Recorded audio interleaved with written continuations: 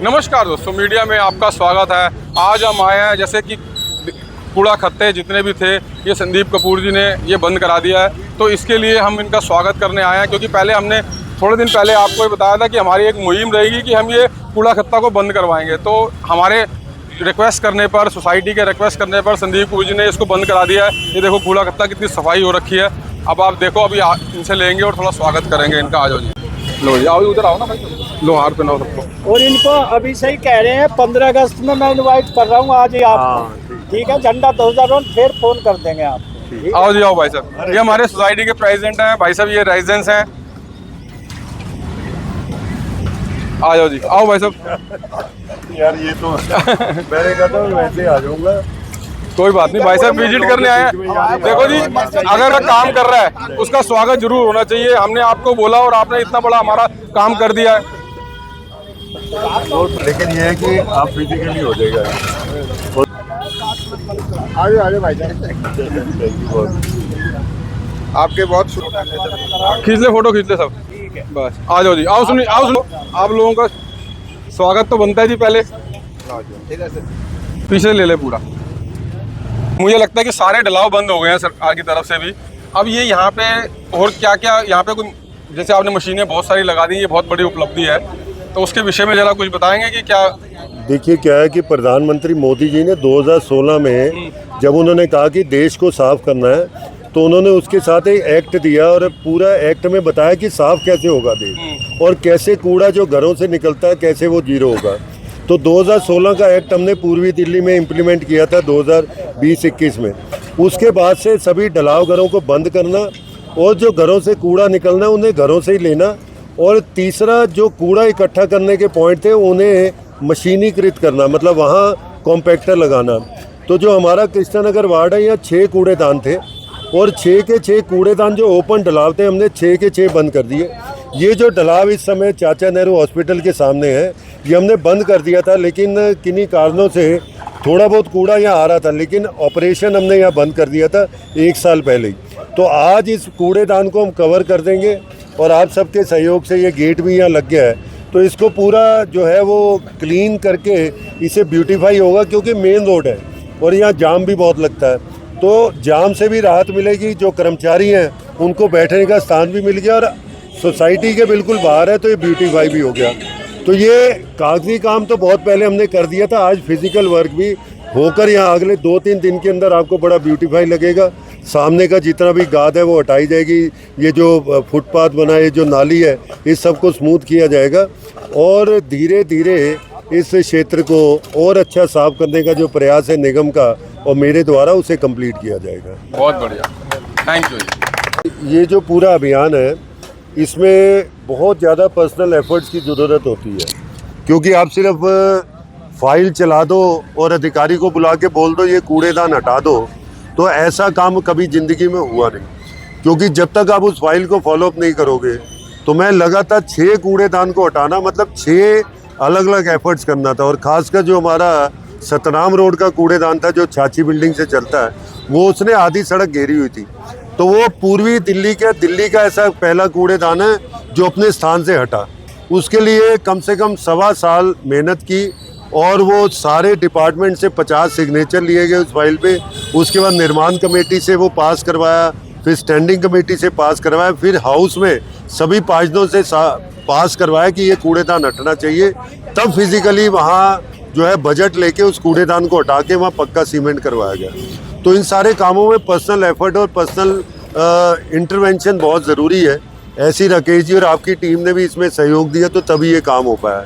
अगर हम सिर्फ सोचे कि घर में बैठकर और अधिकारी को बुला के आज्ञा दे देंगे तो वो काम नहीं होता है। अभी आपका ये कच्चा नाला है, इस कच्चे नाले पे हमने सीज़न के शुरू में भी एफर्ट करवा के क्रेन लगवाई थी और आपने देखा 2-3 बार यहाँ से कूड़ा निकाला है।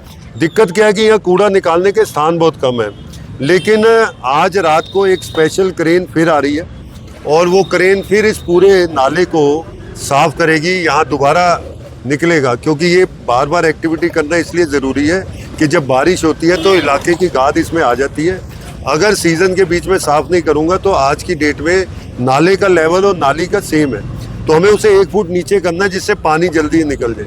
आज इस रोड पे जब बारिश आती है पानी धीरे धीरे निकलता है, इसीलिए तो ये आज रात को क्रेन आ जाएगी दोबारा से। इस पे बड़े हुड की क्रेन है, वो मैंने बड़े स्पेशल एफर्ट से कम 50 बार इंटरवेंशन करके बुलाई। तो मेरा ये कहना है कि अगर जनप्रतिनिधि है तो उसे सड़क पे आना ही पड़ेगा, उसे जनता के बीच में खड़े होकर काम करवाना ही पड़ेगा, अधिकारियों को डंडा देना ही पड़ेगा। अगर वो ये सोचे कि मैं अपने कमरे में बैठ के और अपनी ताकत दिखा दूंगा तो वो ताकत कभी नहीं दिखा पाएगा। इसलिए जनता के साथ और जनता के बीच में आकर काम करना बड़ा ज़रूरी है।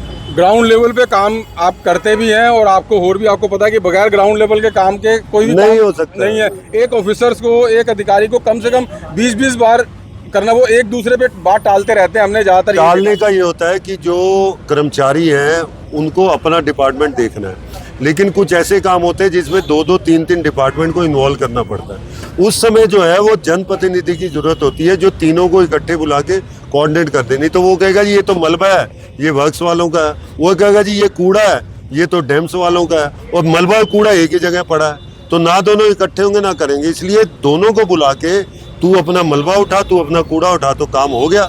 नहीं तो आप चिट्ठी लिखते रहो और चीफ सेक्रेटरी तक चले जाओ, वो क्या करेगा बेचारा चीफ सेक्रेटरी। तो इसलिए काम नीचे ही होता है और नीचे होने से ही काम आगे बढ़ेगा, नहीं तो नहीं बढ़ेगा। हमें ऐसा लगता है कि कोई डिपार्टमेंट बंटने से काम और ना होने ज़्यादा हो रहे हैं। मतलब कि डिपार्टमेंट, एक ही डिपार्टमेंट को सारे काम दे दिए जाएं कि ये वाला जो बेसिक जो काम है, जैसे अब गाद है, वो हमेशा हमें बहुत कंप्लेंट आई है। वो कहता है कूड़ा नाली से हल्का सा निकालता है, बाहर रख देता है। वो कहता है ये अलग डिपार्टमेंट उठाएगा, गाद अलग डिपार्टमेंट उठाएगा, तो उससे क्या है, बढ़ जाते हैं डिपार्टमेंट। ऐसा ये तो ज़रूरी है क्योंकि गाजीपुर जैसी लैंडफिल साइट को हमें ख़त्म करना है। अगर आप सारा कूड़ा, गाद, मिट्टी, मलबा सारा इकट्ठा करोगे तो उसकी क्वांटिटी बढ़ जाती है और फिर बाद में हज़ारों रुपए लगा के उसे प्रोसेस करना पड़ता है। आज जो मशीनें लैंडफिल साइट पे लगी हैं वो क्या काम करती हैं?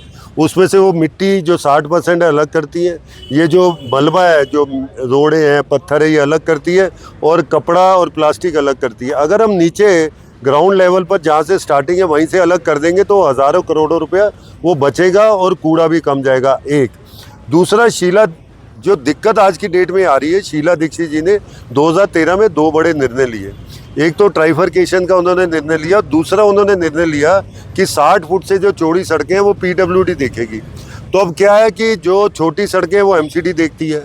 अब जैसे पटपड़गंज रोड है हमारे यहाँ, जो झील से खुरीजी से होती निकलती है, अब वो है पीडब्ल्यूडी की रोड, लेकिन पीडब्ल्यूडी वाले उसके नाले को कभी साफ नहीं करते। पिछले 5-6 साल से तो बग्गा जी यहाँ के विधायक है जिनकी जिम्मेदारी है, मैंने तो देखा नहीं, नाले से थोड़ा सा कूड़ा निकालते हैं, छोड़ देते हैं।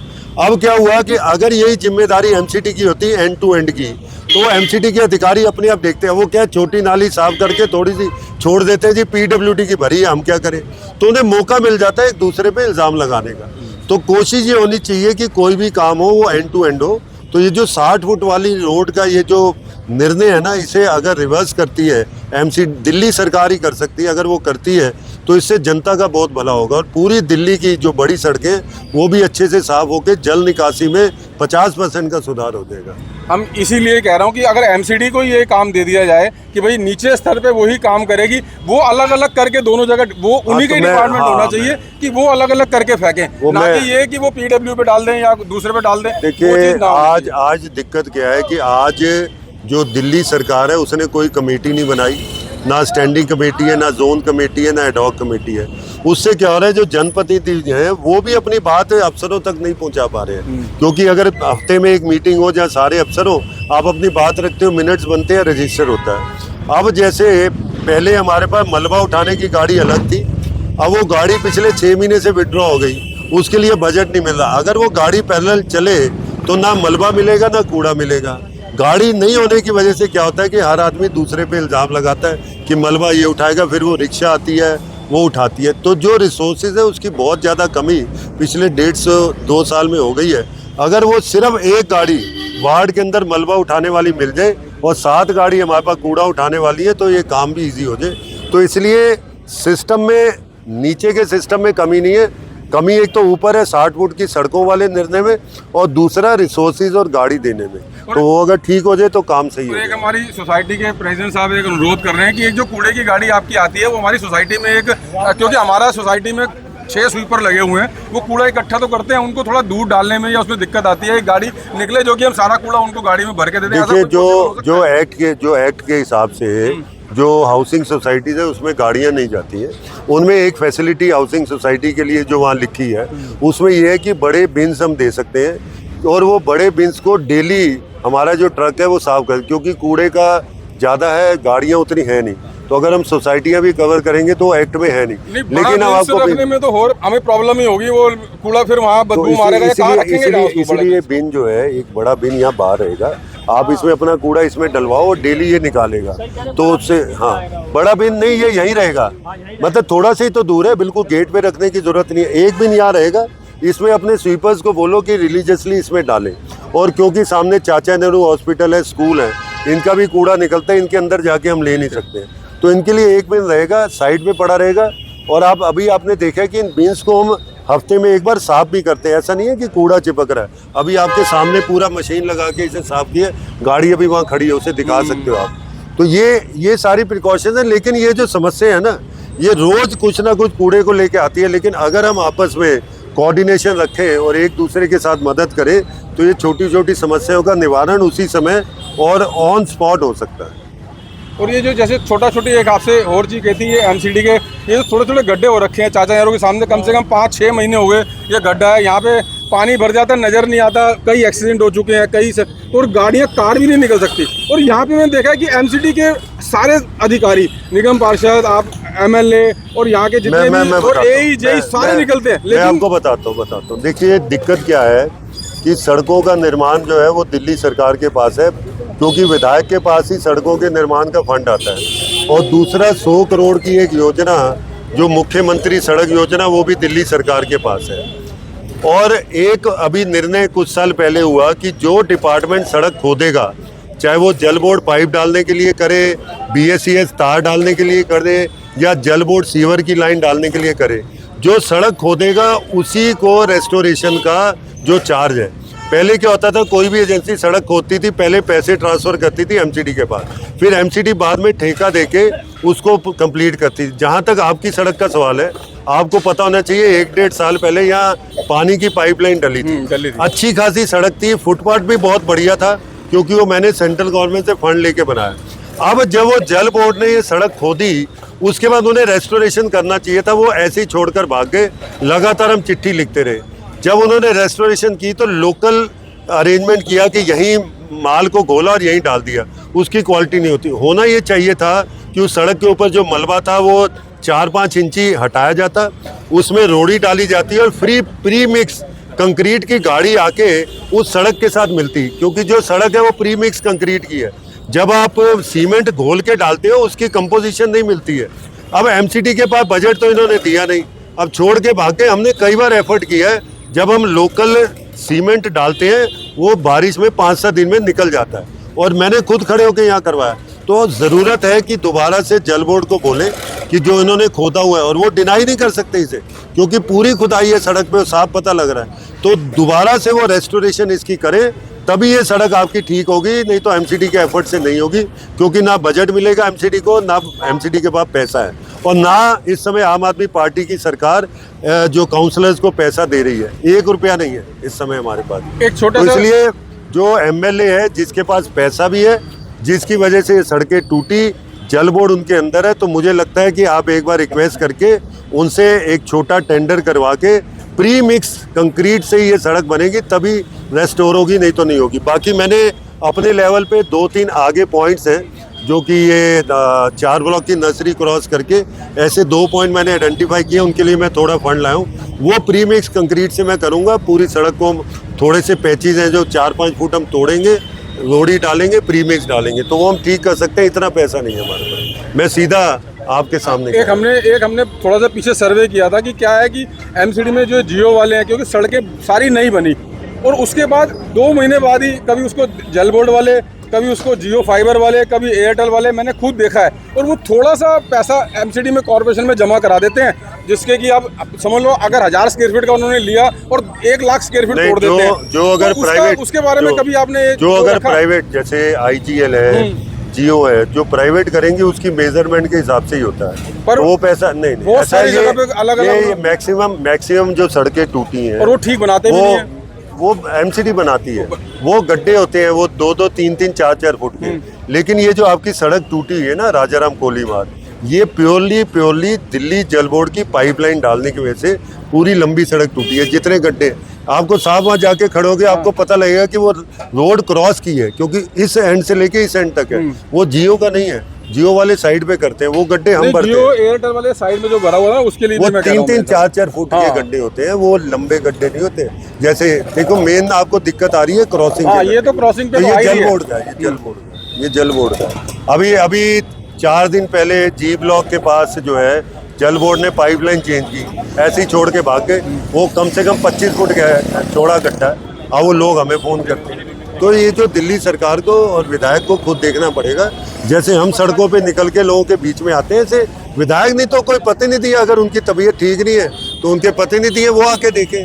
किसी ने रोका थोड़ी ना उन्हें सड़क पे आने से, तो उन्हें भी आना चाहिए बढ़िया। और जनता की मांगों को पूरा करना चाहिए। हम तो आपको जब भी बुलाते हैं, निगम पार्षद जी का ये हमारा बहुत बहुत धन्यवाद है कि इनको जब भी बुलाते हैं, किसी भी काम के लिए बुलाते हैं, कभी इन्होंने मना नहीं करा और हमेशा हमारे काम को सहयोग ही करा है। और ये तो चाहते हैं कि भाई हम कोई ना कोई चीज़ हमेशा इनके पास हर थोड़े दिनों बाद कोई आप ना कोई लेते चीज़ आओ, आते हैं। साथ में सहयोग करते रहो और करते रहो। मैं तो बहुत ये बहुत चाहूँगा। धन्यवाद जी आपका। हैं?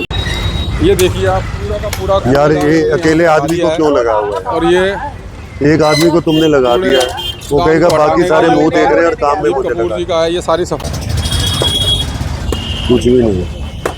परवीन कपूर को मैंने सुबह फ़ोन किया, मैंने कहा यार ये तो ऐसे ऐसे खबर आ रही है।